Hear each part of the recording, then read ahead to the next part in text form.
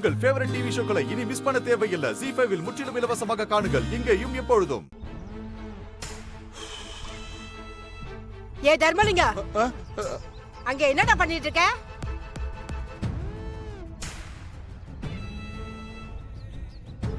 என்னடா தர்மலிங்க, இது என்னடா புது பழக்கம்? ஏங்க என்னாச்சு உங்களுக்கு? ஏன் திடீர்னு இந்த மாதிரி பண்ணிட்டு இருக்கீங்க? கல்யாணத்துக்கு அப்புறமும் சரி, கல்யாணத்துக்கு முன்னாடியும் சரி, இப்படி ஒரு பழக்கம் உங்களுக்கு இருந்ததே இல்லையே. இப்ப என்ன இதெல்லாம் புதுசா இருக்கு? ஏய், இப்ப நான் கொலையா பண்ணி போட்டேன். ஏதோ மனசு சரியில்லை தோணுச்சு, சிகரெட் பிடிச்சேன். அதுக்கு என்னமோ நீங்க கொலை பண்ணிட்டு வந்து நிக்கிறவனை பாக்குற மாதிரியே பார்த்துட்டு இருக்கீங்க. போங்க போங்கத்தா, போய் வேலையை பாருங்க போங்க. இதெல்லாம் ஒரு ஏ தர்மலிங்க நில்லு. வீட்டுல இருக்க நாங்கெல்லாம் சந்தோஷமா இருக்கும்போது உனக்கு மட்டும் என்னடா மன கஷ்டம்? ஏங்க 2 பிள்ளைங்களுக்கும் நல்ல வாழ்க்கை கிடைச்சிருக்கு. ஆண்டாள் மாமியார் அப்படி பேசிட்டாங்கன்னு நம்ம நினைச்சப்போ, இன்னைக்கு மாப்பிள்ளை எல்லா நகையும் எடுத்துட்டு வந்து கொடுத்து அந்த பிரச்சனையும் முடிச்சு வச்சுட்டாரு. அப்புறம் என்னங்க உங்களுக்கு பிரச்சனை? இங்காரு எல்லாத்தையும் எல்லார்கிட்டையும் எல்லா நேரத்திலையும் சொல்லிட்டு இருக்க முடியாது. ஒரு மனுஷன் எப்பவும் ஒரே மாதிரியா இருக்கணுமா என்ன? வாங்க.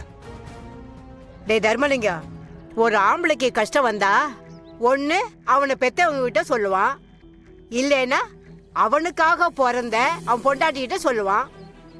நாங்க 2 பேரும் தான் உன் கண் முன்னாடி நிக்கிறோமாடா. ஆனா எங்க கிட்ட சொல்ல ஒண்ணு இல்லைன்னு சொல்றியாடா? சொல்ல தோணல, சொல்லல. என்ன இப்போ?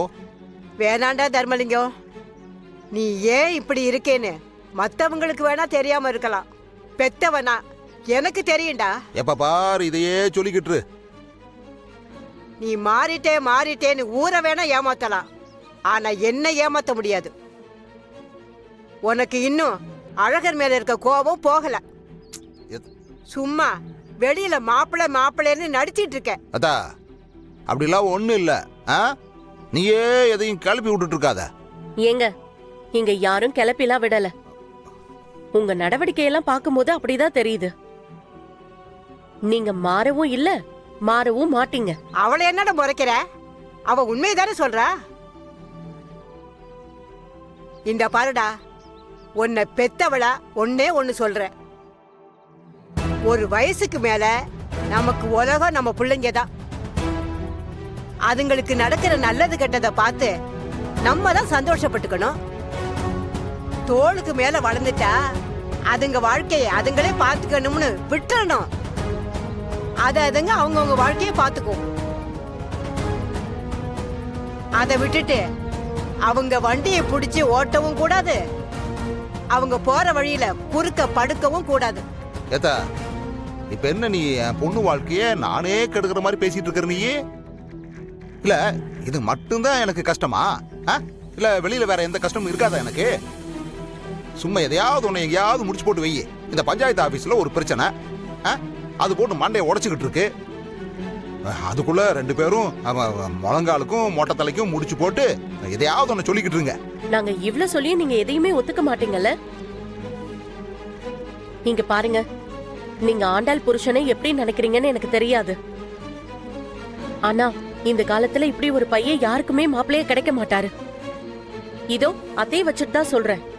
நாளைக்கு அத்தையோடைய நகையெல்லாம் நீங்க எனக்கு கொடுத்துருவீங்களா?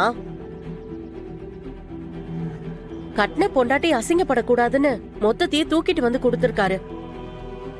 இதை விடவா வேற மாப்பிள்ளை நமக்கு கிடைச்சிட போறாங்க? உங்க வெட்டி வீராப்பால நம்ம பொண்ணு வாழ்க்கையை கெடுத்துறாதீங்க. அதையும் மீறி நான் அப்படித்தான் செய்வேன்னு நெஞ்சை நிமித்திக்கிட்டு நடந்தேன்னா கருப்பு ஒண்ண காவை வாங்கிருண்டா, கண்டிப்பா காவு வாங்கிறோம். மாற வேண்டியது நாங்களும் மாப்பிள்ளையும் இல்லைங்க, நீங்க தான். உங்களை மாத்திக்கோங்க, இல்லைன்னா ஆண்டாளே உங்களை மதிக்க மாட்டா. உங்க சுயநலத்துக்காக நீங்க என்ன வேணாலும் பண்ணுவீங்கன்னு ஆண்டாளுக்கு எப்பவும் புரிஞ்சிருச்சு. அவளுக்கு நீங்க இப்படி எல்லாம் இருக்கீங்கன்னு தெரிஞ்சா உங்களை தூக்கி எறிய ஒரு நிமிஷம் கூட ஆகாது. அத மட்டும் ஞாபகத்துல வச்சுக்கோங்க.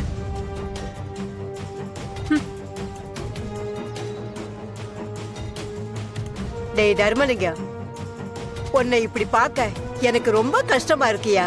வேணாயா, எல்லாரையும் அரவணைச்சு வாழியா. இப்படி தனியா நின்னு தனியா பேசி தனியா சிரிச்சு இப்படி தனியாவே இருந்தா அதுக்கு பேர் வாழ்க்கை இல்லடா, அது வனவாசம். கொஞ்சம் யோசிச்சு நடந்துக்கையா.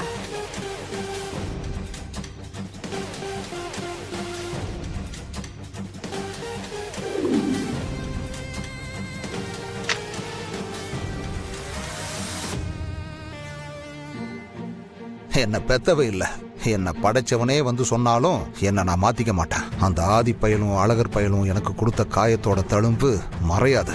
அவனுங்க நிம்மதியா இருந்தா நான் நிம்மதியா இருக்க மாட்டேன். அவனுங்க அழுகதான் எனக்கு சந்தோஷம், அவனுங்க கண்ணீர் தான் எனக்கு தீர்த்தம். 2 பேரையும் அவ்வளவு ஈஸியெல்லாம் விட்டுற மாட்டேன். அவனுங்க அழியிற வரைக்கும் நான் இப்படித்தான் இருப்பேன். ஏய், அந்த பாரதி யாரு, அவ சொத்துக்காக என்ன பண்ணுவா, இப்ப அவ என்ன பண்ணிக்கிட்டு இருக்கா, எல்லாமே எனக்கு தெரியும். இப்ப நான் இங்க வந்ததே அவளை பார்த்து எல்லாம் சொல்லிட்டு போறதுக்கு தான். ஆனா நான் இங்க வரேன்னு யாரோ அவகிட்ட சொல்லிட்டாங்க போல இருக்கு. அதான் பயந்து வீட்டை பூட்டிட்டு போயிட்டா போல இருக்க. யோ, உன்னையெல்லாம் பார்த்து பாரதி இல்லை, அவ குழந்தை கூட பயப்பட மாட்டான். காமெடி பண்ணாத, நீ கிளம்பி போய. உனக்கெல்லாம் சாரதமா சொத்து கொடுத்து நீ தெரிந்தல. அந்த சொத்து எங்களுக்கு வரக்கூடாதுன்னு தானே பாரதி என்னென்னமோ பிளான் பண்ணிக்கிட்டு இருக்கா. பாரதி என்ன பண்ண உன்ன? அது அவகிட்ட கேள. புரியல எனக்கு. தபார், இந்த அறிவு என் அக்காக்காக மட்டும்தான் மாறுவான், வேற யாருக்காகவும் மாற மாட்டான். யோ இல்லையா, நீ பாட்டுக்கு வந்தா நின்ன எல்லா தப்பு பாரதி பண்ண மாதிரி பேசி நீ பாட்டு கிளம்பி போயிட்டே இருக்கிற. உனக்கு என்னையா பிரச்சனை? பிரச்சனை எனக்கு இல்ல தம்பி, உங்க பாரதிக்கு தான். அதுவும் என்னால தான் வரப்போகுது. இந்த சொத்துக்காக தான் நான் ரொம்ப கஷ்டப்பட்டேன். இப்ப எங்க அக்காவே மனசு வந்து சொத்தை எங்களுக்கு கொடுத்துட்டாங்க. ஆனா அதை கெடுக்கிறதுக்கு பாரதி என்னென்னலாம் பண்ணிக்கிட்டு இருக்கான்னு எனக்கு தெரியும். தபார், அவளை இதோட நிறுத்திக்க சொல்லு. இன்னொரு தடவை எனக்கும் என் பொண்ணுக்கும் ஏதாவது பிரச்சனை கொடுத்தா அப்புறம் என்னை பழைய அறிவா தான் பார்க்க வேண்டியது இருக்கும்.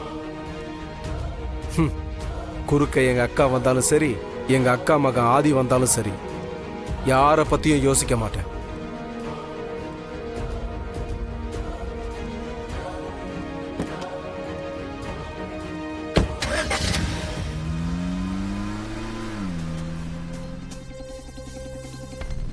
அவன் பாட்டுக்கு வந்தான், பார்த்தான், என்னன்னு கேட்ட படப்படம் பேசிட்டு போயிட்டே இருக்கிறான். இந்த ஆள் தான் அன்னைக்கு போலீஸை கூப்பிட்டு வந்து ஆதி அரெஸ்ட் பண்ண சொன்னான். அடுத்த நாள் இவனே வந்து சாரதாமா கிட்ட மன்னிப்பு கேட்கணும்னு வந்து நிற்கிறான். தமிழ் காணாமல் போனப்போ இவன் தான் பண்ணியிருப்பான்னு ஆதி கிட்ட சொன்னா அவன் இவன் பண்ணியிருக்க மாட்டான்றது ஸ்ட்ராங்காக சொல்கிறான். இப்போ என்னடா நான் வந்து பாரதி சொத்துக்கு ஆசைப்படுறான்னு சொல்லிட்டு அவளை கொலை பண்ற அளவுக்கு வந்து பேசிட்டு போறான். இங்கேயோ இடிக்குதே. ஜீ5 ஆப்பை டவுன்லோட் செய்து அனைத்து எபிசோடுகளையும் இலவசமாக பாருங்க.